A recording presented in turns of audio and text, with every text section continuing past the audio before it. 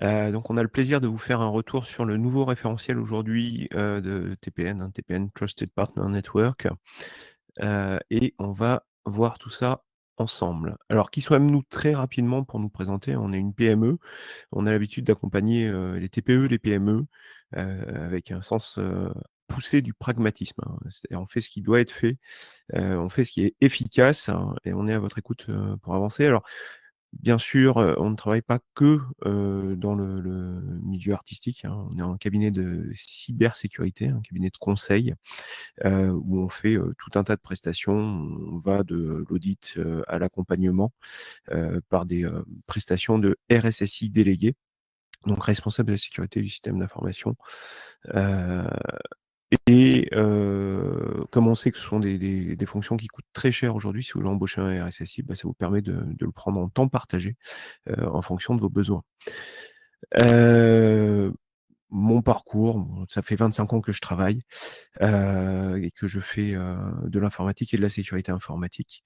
Donc, voilà, j'ai un certain regard, sur, tous ces sujets. J'ai aussi le plaisir et l'honneur, d'être un des 3 TPN assesseurs français. Donc on est une soixantaine, à travers le monde, donc en capacité, d'auditer les entreprises qui souhaiteraient, heu, passer cette certification, TPN. Quelques-unes de nos références, alors la plus connue, bien évidemment, puisqu'elle est très présente dans l'écosystème français et international, c'est Canal+, hein, pour qui on a réalisé une vingtaine d'audits. Et puis, d'autres sociétés, des clients de longue date, hein, qui nous font confiance, qui interviennent à différents niveaux, au niveau de l'entertainment. Et puis, d'autres clients qu'on n'a pas cités là.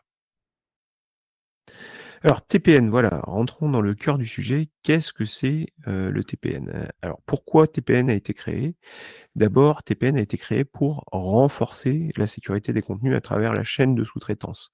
Donc, vous le savez, probablement bien mieux que moi, hein, un film, une série, une animation, heu, c'est pas une seule personne, c'est pas un seul studio, c'est un ensemble de partenaires qui travaillent pour sortir un film, que ce soit les effets spéciaux, que ce soit le storyboard, que ce soit, encore les dialogues, les traductions, les acteurs et cetera. Donc c'est un écosystème, qui à chaque, point a accès à de la propriété intellectuelle, et cette propriété intellectuelle, aujourd'hui, vous le savez, elle est menacée. Elle est menacée, par le piratage, entre autres, et donc le TPN a été mis en place pour s'assurer, de la protection de cette propriété intellectuelle. Le TPN, il vise aussi à améliorer la sensibilisation à la cybersécurité. Effectivement, la cybersécurité, du moment que les ordinateurs fonctionnent, on se dit: «Bon, bah, c'est bon, ça fonctionne, il y a pas de problème». Et le problème, c'est que la menace, avec l'apparition d'internet, pour le grand public, a cru, s'est renforcée, et tout le monde est touché aujourd'hui. Toute personne qui est connectée à internet peut se faire pirater, et donc il y a un certain nombre de gestes, barrières, comme lorsqu'on a vécu le covid, hein, mettre un masque par exemple, se laver les mains, les choses comme ça. Il y a un certain nombre de choses à mettre en place en matière de sensibilisation pour tout un chacun, à tous les niveaux, de manière à ce que, il n'y ait pas de difficultés, ou d'erreurs, de négligence qui soient exécutées, par quelqu'un dans une entreprise et qui mettent en danger, bah, toute cette chaîne de valeur. Et puis enfin, ça vise à augmenter l'efficacité de la cybersécurité, parce que, bien souvent on se dit: «Ah ben moi j'ai mis quelque chose en place, j'ai payé par exemple un abonnement, sécurisé chez Orange, je suis tranquille». Et malheureusement, on va le voir, la cybersécurité, ça ne se fait pas comme ça, ça se fait à plusieurs niveaux, et on doit s'assurer que, tous ces niveaux, sont en place, et on doit s'assurer de la maturité, hein, de l'efficacité de ces protections. Pourquoi TPN? Bah, TPN, Trusted Partner Network, en fait, c'est une association sponsorisée par la Motion Picture Association, je pense que vous connaissez, qui promeut les bonnes pratiques en cybersécurité. Donc, ce qu'ils, font, c'est qu'ils vont interroger, tous les studios, tous les partenaires qui ont besoin de cette sécurité, de ce niveau de sécurité, et ils ont établi un ensemble de bonnes pratiques. On verra à la fin, ces bonnes pratiques, hein, elles se recoupent avec, d'autres guides, qui sont présents. L'autre point important pour TPN, c'est que, la sécurité est une responsabilité partagée. On a parlé tout à l'heure de chaîne de sous-traitance et effectivement, à chaque point de cette chaîne, la sécurité doit être, au même niveau, si on veut, pouvoir, travailler sereinement. Alors qui sont, aujourd'hui les gens qui font TPN, qui sont les gens qui font ces référentiels, les grands studios, ben, voilà, vous les avez affichés. Pour citer, les très, très connus, Disney, Netflix, Amazon et Canal, pour le VOD, SVOD, chaîne directe et puis, pour les studios de production, Universal, Sony Pictures, Paramount, Warner Bros, heu, BBC, Sky Studio, MultiChoice. J'ai oublié Apple avec les premiers. Et donc voilà, les grands studios et ces grands studios se sont mis d'accord en se disant: «Nous, on veut qu'il y ait un référentiel et c'est ce référentiel qu'on veut appliquer» et de plus en plus, ces studios vont vous dire: «On veut que vous soyez certifié TPN pour pouvoir travailler avec nous parce que ça démontre votre niveau de maturité en cybersécurité». Quelques chiffres, rapidement, hein, donc TPN aujourd'hui, c'est 1 500 fournisseurs à travers 60 pays, donc répartis, un peu sur toute la terre. C'est 60 auditeurs certifiés, à travers le globe, dont 3 en France et surtout, il ne faut pas croire que c'est quelque chose de purement, états-unien ou américain, nord-américain, puisque 70 des membres du TPN sont extérieurs aux États-Unis. Donc c'est un chiffre, important et l'autre chiffre important, c'est que 78 des membres du TPN ont un chiffre d'affaires inférieur à 5 millions de dollars. Alors, comment on le sait? Ben, en fait, lorsque vous adhérez, au TPN, pour pouvoir passer, les certifications et cetera, vous payez une taxe d'abonnement qui est, au regard de votre, chiffre d'affaires. Vous trouverez tout ça bien sûr dans les FAQ, sur le site de TPN. Vous pourrez, revenir vers nous si vous avez besoin. 89 de ses membres, manipulent du contenu qui n'est pas encore public. Ça veut dire que les personnes qui travaillent sur ce contenu voient un contenu qui n'a pas été diffusé, qui n'est pas disponible et donc qui est à haut risque en matière de piratage. Et pour terminer dans les chiffres, et c'est ça qui a amené à l'évolution du TPN, hein, c'est que 96 des évaluations TPN heu, mettent à jour des écarts de sécurité non couverts. Ça veut dire quoi? Ça veut dire que lorsqu'il y avait le référentiel Blue et Gold, le Blue, c'était l'auto-évaluation, qui est pas forcément, très qualitatif, hein, parce que tout le monde se dit: «Oui, oui, je suis très bon élève», mais le Gold, c'est là où vous avez un auditeur comme moi, qui vient vérifier ce que vous avez dit et qui, met en cohérence avec ce qui est attendu, l'écart. Et lors de ces, mises en cohérence, eh bien, on s'aperçoit que, il y a des écarts, par rapport à ce qui est attendu qui, donc, sont présents et donc des choses qui ne sont pas couvertes. Et ces choses qui ne sont pas couvertes, bah, sont des, failles de sécurité dans votre organisation qui permettraient potentiellement à des pirates ou à des personnes malveillantes de, venir, récupérer par exemple du contenu. Alors, c'est quoi ce nouveau standard? Voilà, c'est pour ça que vous êtes là aujourd'hui. Allez, sans plus tarder, voilà, l'ancien standard, TPN Blue Shield, TPN Gold Shield. Donc, c'était les 2 standards, ça va jusqu'à la version 3.5 0, alors j'ai rajouté le 0 parce que sur le site, vous verrez, c'est 3.5. C'est, ce qu'on appelle le classique, qui courait jusqu'au, 9 septembre 2025 et depuis, on est passé au référentiel Next Gen, le 3.5.1, donc qui excite, nos 2 bons vieux, Shield et on passe à 4 niveaux de maturité. Donc le Blue Shield, c'est toujours le même, reste en auto-évaluation. Le Silver Shield, bah, c'est l'ancien Gold Shield. Donc là, vous avez un auditeur, un évaluateur TPN accrédité qui vient, vérifier cet écart. Et au sortir de ça, comme je le disais juste avant, vous allez très probablement avoir des écarts avec ce qui est attendu et pour avoir le Gold Shield maintenant, eh bien, il faudra être conforme à 100 des exigences de base. Dans le tableau, pareil que je vous présenterai à la fin, ou que je vous représenterai parce que je pense qu'il est connu, vous avez les exigences de base et les exigences avancées et donc sur la colonne exigences de base, des bonnes pratiques, best practices, vous devez être conforme à 100. Et le Gold Star Shield, hein, donc le Graal, le Saint des Saints, ce qu'on cherche tous à avoir, eh bien, en plus des choses attendues en best practices, vous devez avoir les recommandations additionnelles qui doivent être mises en place.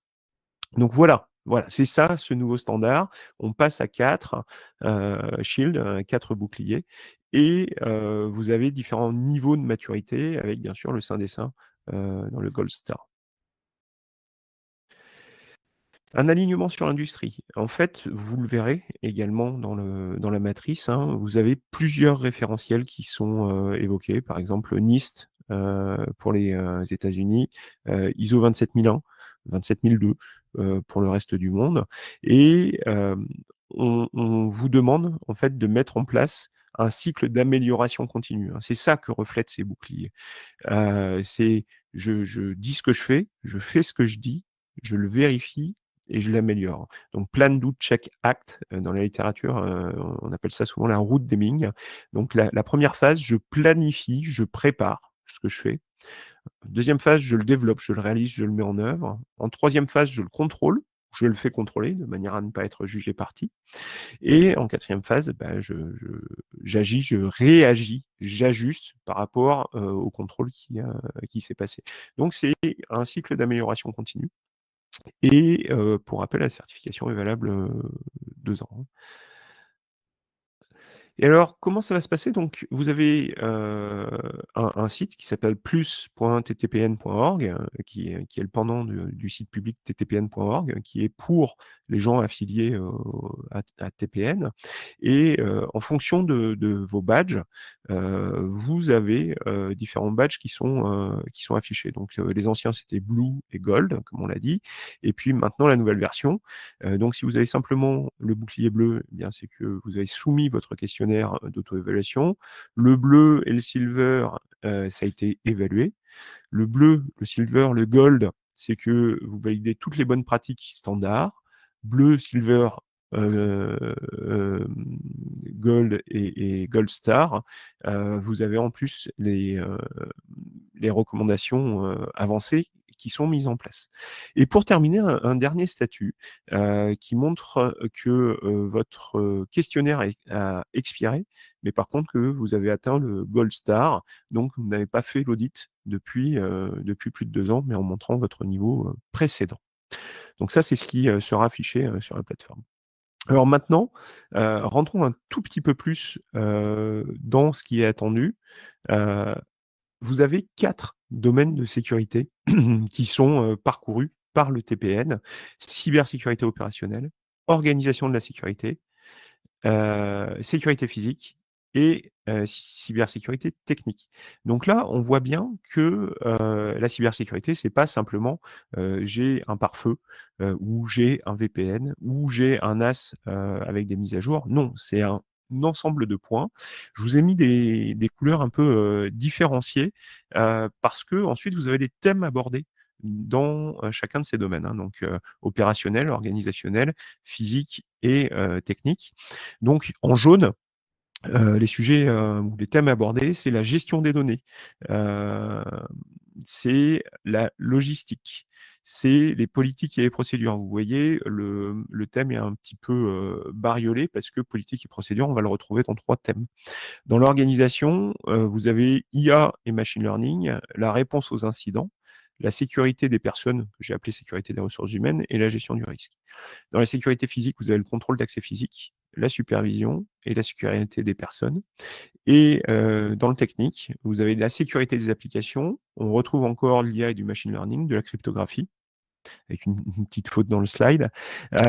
Système d'information, sécurité des réseaux, encore une fois politique et procédure, gestion des vulnérabilités et architecture zéro trust si cela existe.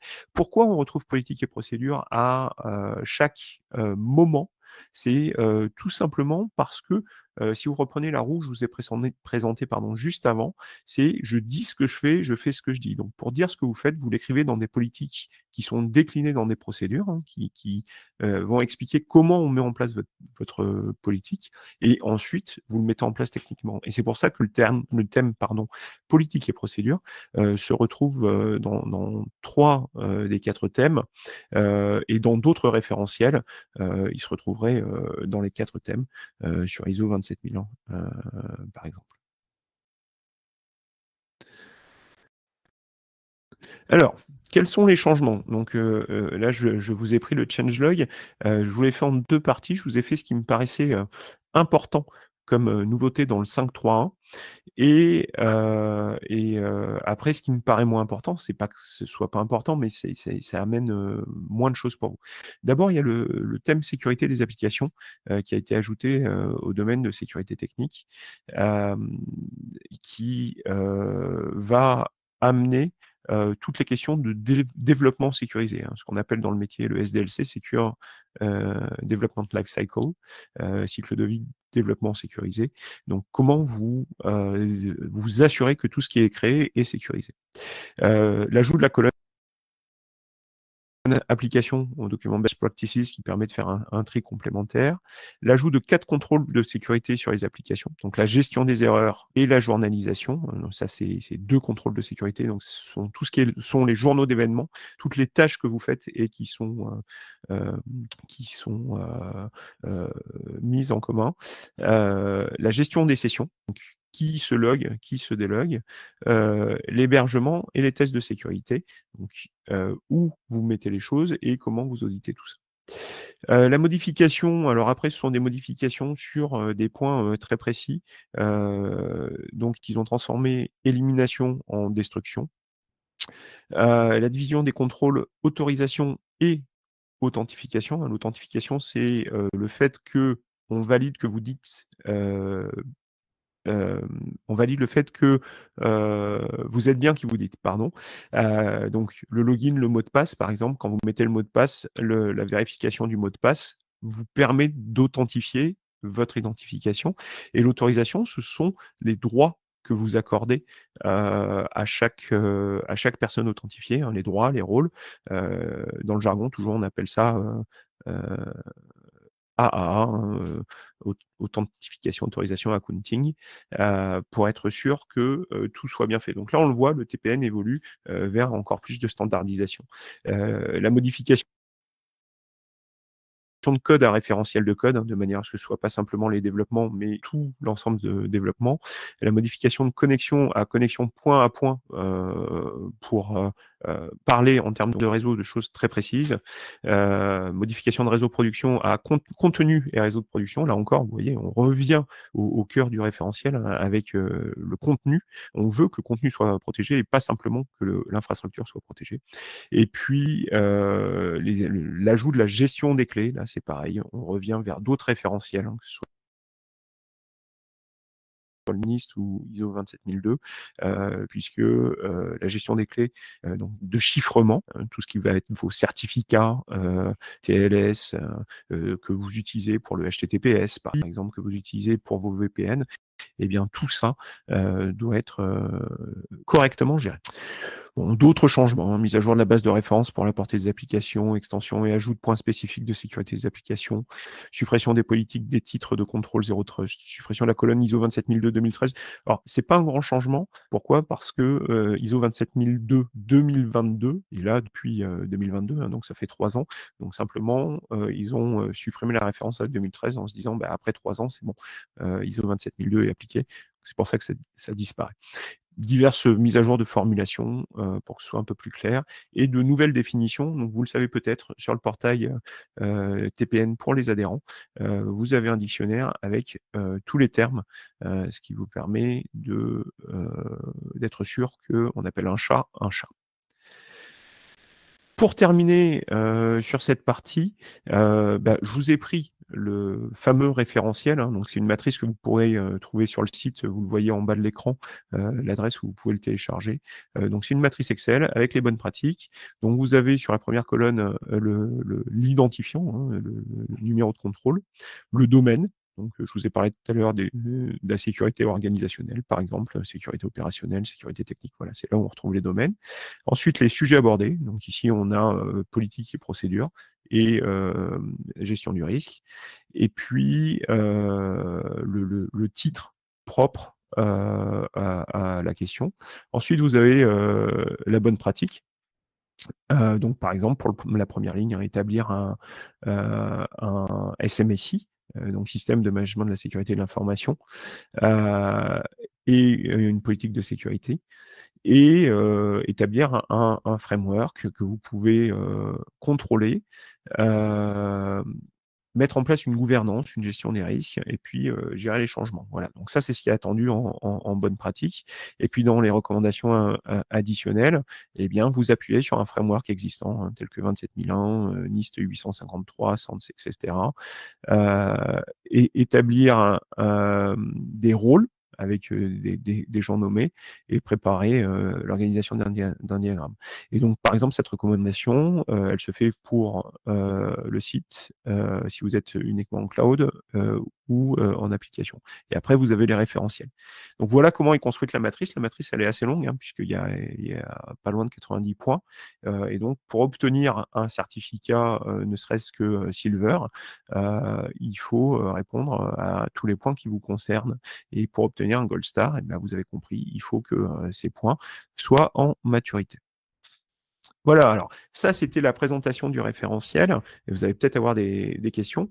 Maintenant, comment nous, on peut vous aider là-dessus? Eh bien, deux choses. D'abord, bénéficier d'un diagnostic gratuit TPN. Donc, en fait, à partir de ce que vous avez, des documentations que vous avez, on vous aide à avoir déjà un point de départ pour savoir ce qu'il y aurait à faire et vous aider à construire les choses. Donc, ce point de départ est gratuit, il est rapide, et ça vous aide à avoir une première vue. Et puis après, bien sûr, nous réalisons les audits de maturité TPN également.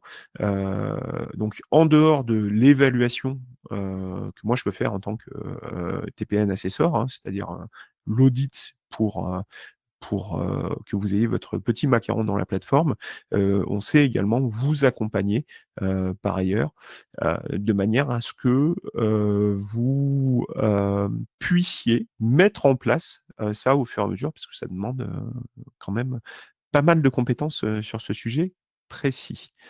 Voilà, on en arrive à la fin de ce que je souhaitais vous présenter. On a voulu garder un temps pour les questions. Est-ce qu'il y a des questions?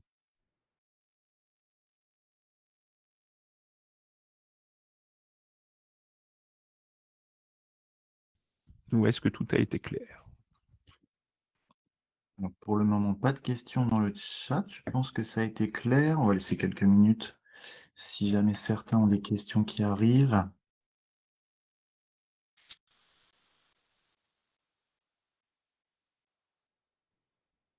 Alors, pendant ce temps-là, je peux peut-être montrer la page de ressources sur le site.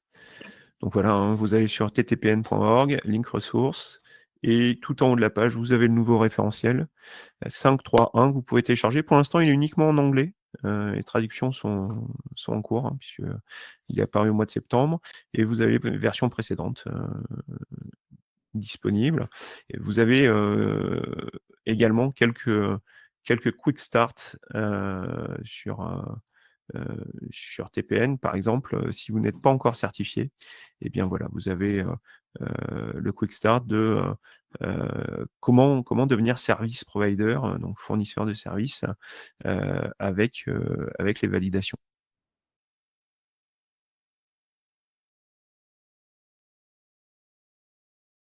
Je vois qu'il n'y a toujours pas de questions. Donc, je vous remets notre slide. Voilà. Vous pouvez nous joindre par téléphone ou alors vous pouvez nous envoyer un mail à tpn@cyberzen.com et on sera ravi de répondre à toutes les questions que vous pourriez avoir pour échanger avec vous, soit sur les accompagnements, soit sur votre état des lieux, soit sur une évaluation. Je te rends la main, Benjamin. Merci beaucoup, Jean-Philippe. Voilà, on va laisser encore quelques instants pour que les gens puissent prendre nos contacts. On vous rappelle également, hein, du coup, qu'à l'issue du webinaire, vous recevrez le replay par mail, si jamais vous avez besoin de revoir des passages. Donc, je pense que tout a été clair, puisque nous n'avons pas de questions aujourd'hui.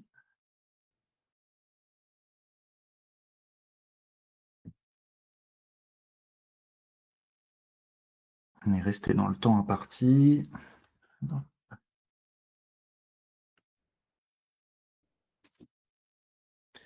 Eh bien, merci alors. Bonne journée. Merci beaucoup, Jean-Philippe. Très bonne journée à tous. Au revoir.